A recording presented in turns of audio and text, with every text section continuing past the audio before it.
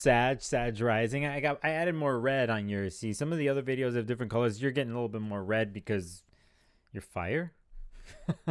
Welcome to your forecast for April 2023. I'm going to go down 4 or 5 dates and situations here for you. I'm going to do it really quick because I'm doing this for all the signs. I think it's important here this month.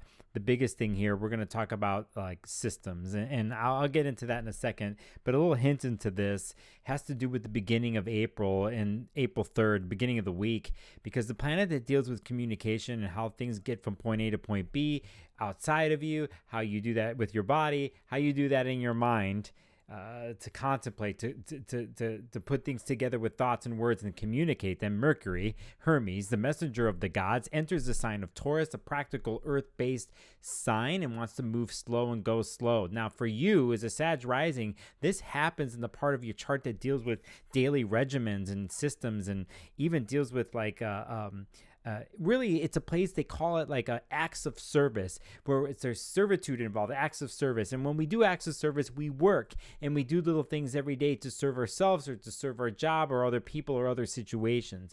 And Mercury there is going to be in that part of your chart, and it's how you're communicating in those areas, how your body, for instance, is communicating within the multitude of systems that your body has. Is everything communicating correctly? So on and so forth. I'm going to stop there because this is going to become a longer term theme here, and by the end of this video you will know why. I'm going to jump to April 5th, 2 days after that Mercury ingress into Taurus, and get into the major full moon that happens in the sign of Libra on April 5th. This is huge because it sets up a certain story, and I'll bring in the other players into the story. This happens in the place of your chart that deals with like your friends, community, groups of people that you're involved in. That's the more modern way of looking at it. The other part of this is a place where your aspirations, dreams, and hopes kind of lie and participate or want to run through. And a lot of times that is happening through communities and people and places that you're involved in, or the separation of that, like how you stand apart from those places. Whatever the case is, this full moon is dealing with your relationship to that place or to those groups of people, and are they supporting in your aspirations? Are your dreams and visions and your hopes being supported within those groups? And are you supporting others in those same things also? Now, this is connected to another part of your chart that has to do with creative expression and your connection to pleasures of life, and how you create and move through those pleasures of life and give you a sense of like aliveness, of to being connected to your own life force.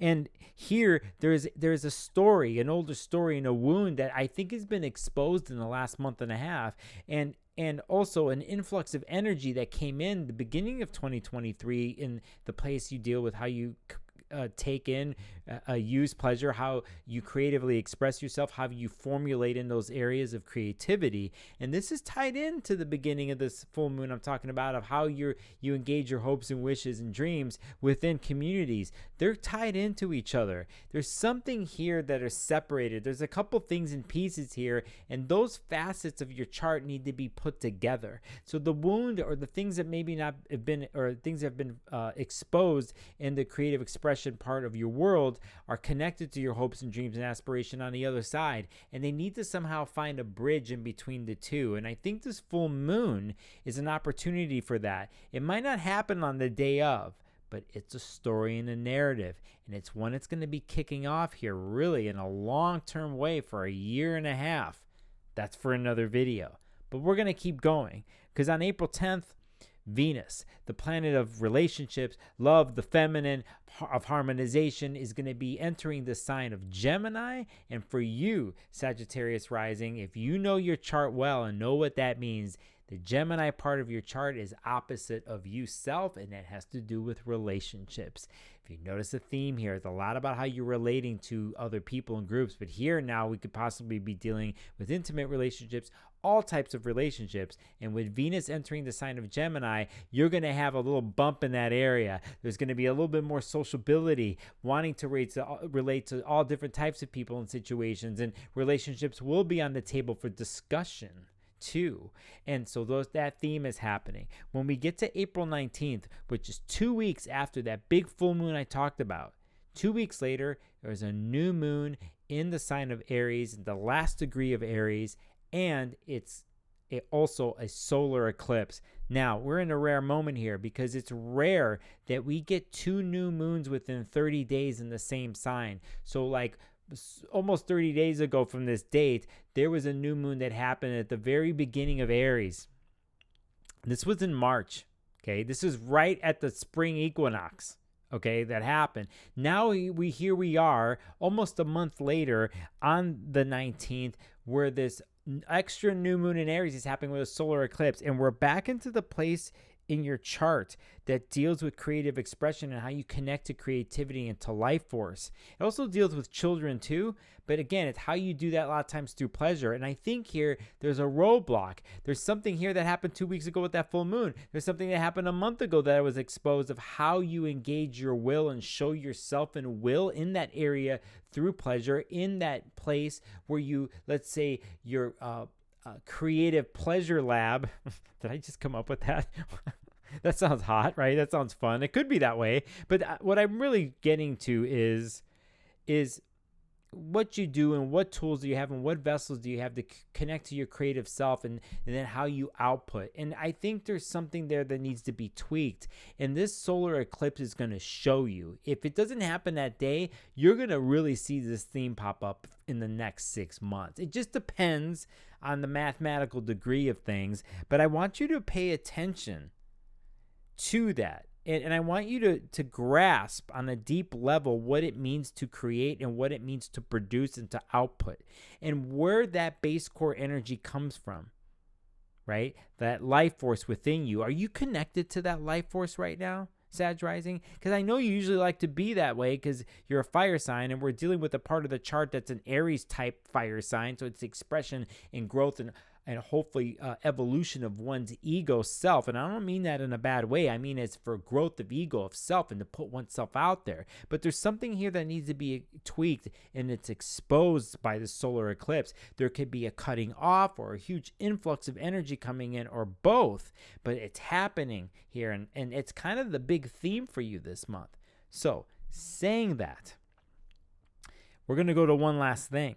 And it happens 2 days later on the 21st, because I started this video talking about your daily regimen, your body is a system, how things communicate within that system, your acts of service and servitude, the little things you do every day, and when it comes to your work ethic and work service. And I said Mercury in Taurus in the beginning of this video is in that area.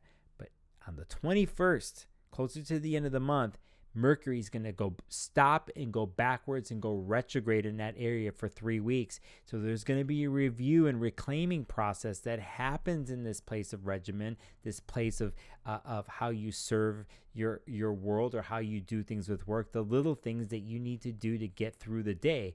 Part of that system and regimen is your body too. And I need you to pay attention to your body and how it's flowing with those multiple systems. So with the beginning of the month starts off like this. The end of the month starts off has this too.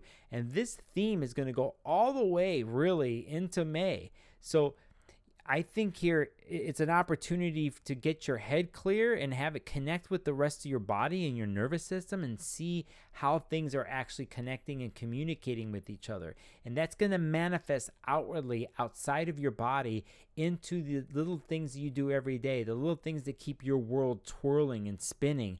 And some of those regimented things might need to be like, don't work anymore, taken out, and a new piece put into your structure and regimen of daily life. Okay, that's a lot I threw out at you, but I think the biggest thing here is your connection to self and creativity, and then a clear mind, which I know in the end, you Sag Risings, well, we're always seeking something. You're always on the chase. You're always going from here to there, but sometimes we need to slow down a little bit. And I think you're going to have that slowing down be asked of you by the universe and by certain life situations. All right, if you dig this, if you like it, please hit the like button and subscribe to my channel, Sparkles of Gold. My name is Nicolas Polimanakos, and until next time, I will see you on the next video.